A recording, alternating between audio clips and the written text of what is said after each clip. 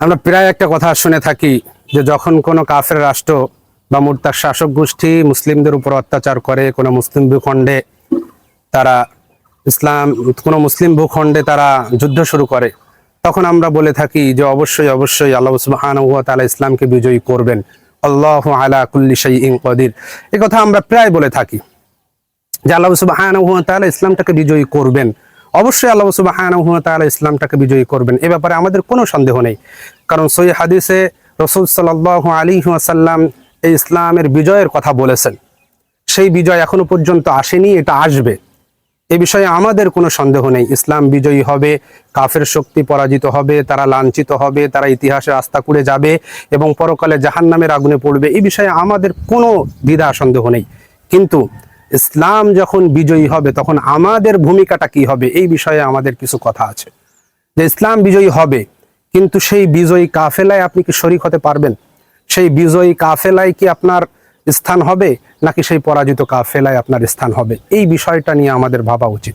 কারণ আমরা অনেকেই মনে করি ইসলাম বিজয়ী হলে মনে হয় সব সমস্যার সমাধান হয়ে যাবে। আসলে বিষয়টা তা না। ইসলাম বিজয়ী হলে আমার আপনারও সমস্যা হতে পারে। কারণ আমি আপনি এখনো পর্যন্ত আল্লাহ সুবহানাহু ওয়া তাআলার কোরআনের কাছে সম্পূর্ণরূপে আত্মসমর্পণ করতে পারিনি। কথার কথা আমরা বলি, আল্লাহ সুবহানাহু ওয়া তাআলার হুকুম আহকামের কাছে সম্পূর্ণরূপে আমি আপনি এখনো পর্যন্ত আত্মসমর্পণ করতে পারিনি, অথচ আমরা চাচ্ছি ইসলাম প্রতিষ্ঠা হোক। কিন্তু ইসলাম প্রতিষ্ঠা হলে সব জায়গায় তো আমি নিজেই আত্মসমর্পণ করতে পারবো না। এই বিষয়ে আমরা খুব ভুল ধারণার ভিতরে থাকি, মনে করি যে ইসলাম প্রতিষ্ঠা হলে সব সমস্যার সমাধান হয়ে যাবে। হ্যাঁ, সমস্যার সমাধান হবে, কিন্তু আপনার জন্য আমার জন্য সমস্যার কারণ তো হতে পারে। কারণ যে সময় আমি আপনি ইসলামের বিজয়ের কথা বলছি, ঠিক ওই সময়টা আমাদের ঘরে আমাদের সন্তানরা আত্মিকভাবে কমায় চলে যাচ্ছে। আমাদের সন্তানরা এই যে বিজয়ী কাফেলা আছে, এই বিজয়ী কাফেলায় শরীক হতে পারবে কিনা সেটা নিয়ে আমাদের কোনো চিন্তা চেতনা নেই। কারণ আমাদের এই সন্তানদের হাতে, আমাদের এই সন্তানদের চিন্তা চেতনায় এই কাফের গোষ্ঠী, যে গোষ্ঠীগুলো ইসলামের বিরুদ্ধে যুদ্ধ করছে, তারা ইসলাম সম্পর্কে সন্দেহ সংশয় এমনভাবে বিষিয়ে তুলছে তাদের অন্তরে, যে তাদের অন্তরের ভিতরে ইসলাম সম্পর্কে অসংখ্য সন্দেহ আছে। এই সন্দেহগুলো আমাদের ঘরে, আমাদের বাচ্চাদের ভিতরেই রয়েছে, আমাদের সন্তানদের মধ্যে রয়েছে, আমাদের মেয়েদের ভিতরে রয়েছে। ইসলামের পর্দা সম্পর্কে, ইসলামের বিধিবিধান, ফরজ বিধান সম্পর্কে অসংখ্য সন্দেহ সংশয় রয়েছে। তাহলে ইসলামের পতাকা যখন আসবে, ইসলামের পক্ষে যখন শক্তিটা বিজয় লাভ করবে, যুদ্ধের জন্য ডাক দেওয়া হবে, তখন আপনার এই সন্তান, আপনি কিভাবে আল্লাহ সুবহানাহু ওয়া তাআলার রাহে যাবেন যে সন্তানটা ইসলাম সম্পর্কে সন্দিহান? কারণ আমাদের এই সন্তানদের পোশাক আশাক, কথাবার্তায়, সকল ক্ষেত্রে তারা পশ্চিমের অনুসরণ করছে। যে পশ্চিমা সভ্যতাটা ইসলামী সভ্যতাটাকে মুছে দিতে চায়। ইসলামী সভ্যতা, যে পশ্চিমা সভ্যতা বিশ্বাসই করে না, ইসলামী সভ্যতাটাকে যারা একদম নিশ্চিহ্ন করে দিতে চায়, সেই সভ্যতায় অনুযায়ী আমাদের সন্তান আমরা চলাফেরা করছি। এই আমাদের সন্তানদের অন্তরের মধ্যে কামনা বাসনার যে বীজ তারা বপন করে দিয়েছে, এই বীজের মাধ্যমে এই ইসলাম সম্পর্কে তারা সন্দিহান হয়ে যাচ্ছে। ইসলাম সম্পর্কে তারা সংশয়ের মধ্যে আছে যে ইসলামটা দিয়ে কি আসলে পরিপূর্ণ জীবন বিধান দিয়ে এই বিংশ শতাব্দীতে কি আসলে জীবন পরিচালনা করা সম্ভব? সেই 1450 বছর পূর্বের জীবন বিধান দিয়ে কি জীবন পরিচালনা করা সম্ভব? আজকে কি সবকিছু সমাধান কি আল্লাহ সুবহানাহু ওয়া তাআলা এতে রেখেছেন? এই বিষয়ে তারা সন্দিহান আছে। তা কি করে এই সন্দিহান মন নিয়ে হঠাৎ করেই যে ইসলামের পক্ষে তারা যোগদান করবে, এটা কি করে সম্ভব হয়? ইসলামের শত্রুদের বিরুদ্ধে তারা জিহাদে যোগদান করবে, এই সন্দিহান, এই সংশয়পূর্ণ আত্মা নিয়ে, সংশয়পূর্ণ মেধা নিয়ে, সংশয়পূর্ণ মগজ নিয়ে কিভাবে তারা ইসলামের পক্ষে আসবে? এটা সম্ভব না। হঠাৎ ইমানের আলো তার জেলে উঠবে না, তার ইমানের আলোটা আগে থেকেই জ্বালতে হবে। এই জন্য আমরা যারা মনে করি যে ইসলাম বিজয়ী হবে, এই ব্যাপারে আমাদের কোনো সন্দেহ নেই। কিন্তু ইসলাম বিজয়ী যখন হবে, তখন আপনার আমার পক্ষটা কোন হবে? আমরা কি হকের পক্ষে থাকতে পারবো, নাকি আমরা বাতিলের পক্ষে থাকতে পারবো? আমরা কি ইসলামের পক্ষে থাকবো, নাকি আমরা কুফুরের পক্ষে অবলম্বন করবো? আমরা কি ইমানদারদের সারিতে থাকতে পারবো, কাতারে থাকতে পারবো, নাকি আমরা মুনাফিকদের কাতারে চলে যাব? এই বিষয়ে আমাদের ভাবা দরকার। আমরা কি ধৈর্য ধারণকারীদের কাতারে থাকবো, নাকি আমরা গাদ্দারদের কাতারে চলে যাব? নাকি আমরা তারাই হব যারা ওই মুসলিম উম্মার যে কাফেলা মুজাহিদদের, তাদের বিরোধিতা করব? আজকে অনেক অসংখ্য ইসলামী দল আছে, এই মুজাহিদদেরকে তারা পছন্দ করে না, কিন্তু এই ইসলামী দলগুলো বলে আমরা ইসলাম প্রতিষ্ঠা করতে চাই। কিন্তু আদতে তারা ইসলামী সভ্যতা থেকে কত দূরে সরে গেছে, যোজন যোজন মাইল দূরে সরে গেছে। তাদের এই নমনীয় ভাব, তাদের এই সারদিয়া ভাব, তাদের এই আপোষ মীমাংসার জন্য তারা অসংখ্য যোজন যোজন মাইল ইসলাম থেকে দূরে সরে যে তারা এই মুজাহিদদের বিরোধিতা করে। এই জন্য ভাইরা আমার, এই ইসলামের বিজয় নিয়ে কখনো সংশয় সন্দেহ করবেন না। আমাদের সংশয় সন্দেহ নেই, এই ইসলামের বিজয়ী আমরা চাই, কিন্তু আমাদের কথা হচ্ছে যখন ইসলামের বিজয়ী হবে আপনার অবস্থান কোথায় হবে? আপনি নামাজ পড়ছেন, আপনি রোজা রাখছেন, সবকিছু করছেন, কিন্তু ইসলাম প্রতিষ্ঠা হোক, কোরআনের সমস্ত হুকুম আহকামের কাছে আপনি আত্মসমর্পণ করতে পারছেন না, চেষ্টাও করছেন না। সকল হুকুম আহকামের উপরে আপনি আত্মসমর্পণ করতে পারছেন না, শাসক গোষ্ঠী আপনাকে দিচ্ছে না, সেটা একটা ভিন্ন কথা, কিন্তু আপনি নিজ থেকেও চাচ্ছেন না। আপনি ইসলামী কর্মী, আপনি ইসলামী আন্দোলনের কর্মী, আপনি সুদের সাথে জড়িত থাকেন কি করে? আপনি তো এখনো পর্যন্ত আল্লাহ সুবহানাহু ওয়া তাআলার এই বিধানের কাছে আত্মসমর্পণ করতে পারেননি যে আল্লাহ সুবহানাহু ওয়া তাআলা সুদকে হারাম করে দিয়েছে। আপনি ইসলামী আন্দোলনের কর্মী, আপনার বাড়িতে আপনার মেয়েটার পর্দা ব্যাপারে আপনি এখনো সচেতন হতে পারেননি, আপনার স্ত্রী আপনাকে ছাড়া চলে যায়, আপনি তো দায়ুসের কাতারে আছেন, আপনি কি করে ইসলাম প্রতিষ্ঠা করবেন? ইসলাম প্রতিষ্ঠা হলে তো আপনার প্রথমেই সমস্যা হবে, কারণ আপনাকে দায়ুসের কাতারে ফেলে আপনার বিচার করা হবে। আপনাকে তো সুদের, যে সুদ খাচ্ছেন আপনি, এই সুদের ব্যাপারে আপনাকে জিজ্ঞাসা করা হবে, আপনাকে শাস্তি দেওয়া হবে। আপনি কি বলতে চাচ্ছেন, কি করতে চাচ্ছেন? একটা কথা ভালো করে শুনে রাখুন, যে এই দিনের বিজয় নিয়ে কখনো দুশ্চিন্তা করেন না, এটা নিয়ে দুশ্চিন্তা করার দরকার নেই, কারণ আল্লাহ সুবহানাহু ওয়া তাআলা এই দিনটাকে বিজয়ী করবেন, এটা আল্লাহ সুবহানাহু ওয়া তাআলা বলেছেন। ইউরিদুনা লিইউতফিউ নূরাল্লাহি বিআফওয়াহিহিম ওয়া ইয়াবাল্লাহু ইল্লা ইউতিম্মা নূরাহু। আল্লাহ সুবহানাহু ওয়া তাআলা বলেছেন কাফের মুশরিকরা সবসময় চাইবে ইসলামের নূরটাকে একদম নিভিয়ে দিতে, কিন্তু আল্লাহ সুবহানাহু ওয়া তাআলা এই নূরটাকে প্রজ্বলিত করবেন, এটা সবসময় উপরে রাখবেন। ওয়া ইয়াবাল্লাহু ইল্লা ইউতিম্মা নূরাহু ওয়ালাউ কারিহাল কাফিরুন, কাফেররা অপছন্দ করবে। এখন কাফেররা অপছন্দ করবে, এখানে আপনার আমার অপছন্দের বিষয় আছে কিনা, আমি কি ইসলামটাকে পরিপূর্ণ হিসেবে জীবন ব্যবস্থা হিসেবে মেনে নিতে পেরেছি কিনা, এই বিষয়টা নিয়ে আমাদের ভাবা দরকার।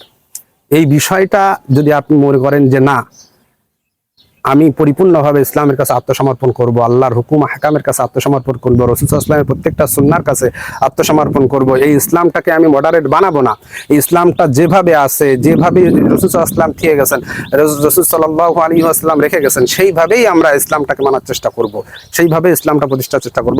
আরে ভাই, ইসলাম প্রতিষ্ঠা করার পদ্ধতি যদি ইসলামের ভিতরে না থাকে, তাহলে আপনি তো ইসলামটাকে পরিপূর্ণ জীবন বিধান হিসেবে মেনেই নিচ্ছেন না। আপনি তো মনে করছেন না ইসলাম প্রতিষ্ঠার জন্য পাশ্চাত্য সভ্যতার কোনো কিছু ধার করা দরকার।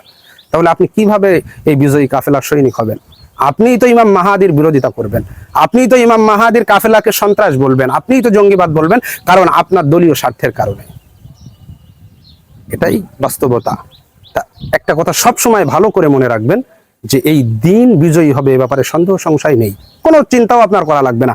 আপনি আমি চিন্তা করব যে আমাদের অবস্থানটা কি হবে, এই দিনের যে বিজয়ী হবে এই বিজয়ীর অংশ আমরা কিভাবে হতে পারবো, ওই বিজয়ী কাফেলার অংশ আমরা কিভাবে হতে পারবো। যদি আমরা হতে না পারি, আল্লাহ সুবহানাহু ওয়া তাআলা কুরআনুল কারীমের সূরাতুল ফাতিরের 15 থেকে 17 নম্বর আয়াতে বলছেন, ইয়া আইয়ুহান নাসু আনতুমুল ফুকারাউ ইলাল্লাহ ওয়াল্লাহু হুয়াল গনিয়্যুল হামিদ ইয়াশা আইযহিবকুম ওয়া ইয়াতি বিখালকিন জাদীদ ওয়া মা যালিকা আলাল্লাহি বিআজিজ। আল্লাহ সুবহানাহু ওয়া তাআলা বলছেন, ইয়া আইয়ুহান নাস, হে মানব সকল, আনতুমুল ফুকারা, তোমরা হচ্ছে ফকির, তোমরা মুখাপেক্ষী, আল্লাহর মুখাপেক্ষী, তোমরা ফকির। আল্লাহু হুয়াল গনিয়্যুল হামিদ, আর আল্লাহ মুখাপেক্ষী, আল্লাহ ধনী, আল্লাহ গনি। আল্লাহ সুবহানাহু ওয়া তাআলা তোমাদের সবকিছু দেন। তারপর আল্লাহ সুবহানাহু ওয়া তাআলা বলছেন, ইয়াশা ইযহিবকুম ওয়া ইয়াতি বিখালকিন জাদীদ, তোমাদেরকে ধ্বংস করে দিয়ে নতুন একটা সৃষ্টি আনা আল্লাহ সুবহানাহু ওয়া তাআলার পক্ষে সহজ। ওয়া মা যালিকা আলাল্লাহি ইয়াসির। আল্লাহ সুবহানাহু ওয়া তাআলা সুন্দর করে বললেন যে তোমরা যদি এই বিজয়ী কাফেলার অংশ না হও, আমি আরেকটা কাফেলা নিয়ে এসে এই দিনটাকে বিজয়ী করব। এটা আল্লাহর জন্য সহজ। আল্লাহ সুবহানাহু ওয়া তাআলা সূরাতুল মায়েদার মধ্যেও, মায়েদার 54 নম্বর আয়াতের কথা বলছেন, ইয়া আইয়ুহাল্লাযীনা আমানু মান ইয়ারতাদ্দা মিনকুম আন দীনিহি ফাসাউফা ইয়াতিল্লাহু বিকওমিন ইউহিব্বুহুম ওয়া ইউহিব্বুনাহু আযিল্লাতিন আলাল মুমিনিন আ'ইজ্জাতিন আলাল কাফিরিন। আল্লাহ সুবহানাহু ওয়া তাআলা কত সুন্দর করে ঈমানদারদেরকে বললেন, ইয়া আইয়ুহাল্লাযীনা আমানু মান ইয়ারতাদ্দা মিনকুম আন দীনিহি, তোমরা যদি এই দিনের বিধিবিধান থেকে সরে যাও, তোমরা যদি এই দিনটাকে পছন্দ না করো, এই দিন কায়েমটা করা, দিন জীবন, ইসলামী জীবন ব্যবস্থা প্রতিষ্ঠা করাটাকে তোমরা যদি পছন্দ না করো, তোমাদের পরিবর্তে আমি নতুন আরেকটা কওম, মাইয়ারতাদ্দা মিনকুম আন দীনিহি ফাসাউফা ইয়াতিল্লাহু বিকওম, আমি একটা কওম জাতি আনবো যারা আমাকে ভালোবাসবে, ইউহিব্বুহুম ওয়া ইউহিব্বুনাহু, তাদেরকে আমি ভালোবাসবো, আযিল্লাতিন আলাল মুমিনিন, তারা মুমিনদের প্রতি হবে দয়া পরবশ। ওয়া আইজ্জাতিন আলাল কাফিরিন, তারা হবে কাফেরদের প্রতি কঠোর। আল ওয়ালা ওয়াল বারার কথা বলছে। আজকে আল ওয়ালা ওয়াল বারার সেই আদর্শটা যেটা সাহাবীদের মধ্যে ছিল সেটা আমাদের মধ্যে কই? আমরা তো একজন মুসলিমকেই ঘৃণা করছি। একজন মুসলিম সে অন্য একটা মতাদর্শ গ্রহণ করেছে, এই জন্য তাকে আমি ঘৃণা করে বিভিন্ন রকমের কথাবার্তা বলছি। আমার নিজের দলের একজনের বিরুদ্ধে আমি বিষোদ্গার করছি। এই আল ওয়ালা ওয়াল বারার এই প্রাথমিক পর্যায়ের আকীদাটাই আমার ভিতরে নেই, আর আমি ইসলামী বিজয়ী কাফেলায় শরীক হব, এটা কি করে সম্ভব হয়? এজন্য ভাইরা আমার, আল্লামা সাইয়্যিদ কুতুব রাহমাতুল্লাহ আলাইহির একটা কথা বলে আমি শেষ করব। আল্লাহ সুবহানাহু ওয়া তাআলা তার উপরে রহম করুন। সাইয়্যিদ কুতুব রাহমাতুল্লাহ আলাইহি তার ফি জিলালিল কুরআনের মধ্যে একটা শব্দ বলেছেন যে ইসলাম ওয়াল্লাহি ওয়াল্লাহি, ইসলামের বিজয় মাথার উপরে ঝুলছে। এটা শুধু কুন ফায়াকুনের ব্যাপার। আল্লাহ সুবহানাহু ওয়া তাআলা যখন কুন বলবে তখন ইসলামের বিজয় হয়ে যাবে। এই বিজয় নিয়ে দুশ্চিন্তা করার কিছু নেই। এই বিজয়ী কাফেলা নিয়ে কখনো দুশ্চিন্তা করবেন না। দুশ্চিন্তা করেন আপনি আর আমি কি হকের পক্ষে থাকবো নাকি বাতিলের পক্ষে থাকবো। যখন ইসলামটা বিজয়ী হবে তখন কি আমাদের অবস্থান হকের পক্ষে থাকবে? ওই বিজয়ী কাফেলায় কি আমরা শরীক হতে পারবো, নাকি বিভিন্ন রকম অজুহাত দিয়ে কট্টরপন্থী, জঙ্গিবাদ, সন্ত্রাস, এই সমস্ত মৌলবাদ কথা বলে আমরা কি সেই বিজয়ী কাফেলা থেকে সরে যাব, নাকি আমরা ওই বিজয়ী কাফেলা হকের পক্ষেই থাকবো, নাকি আমরা বাতিলের পক্ষে যাব?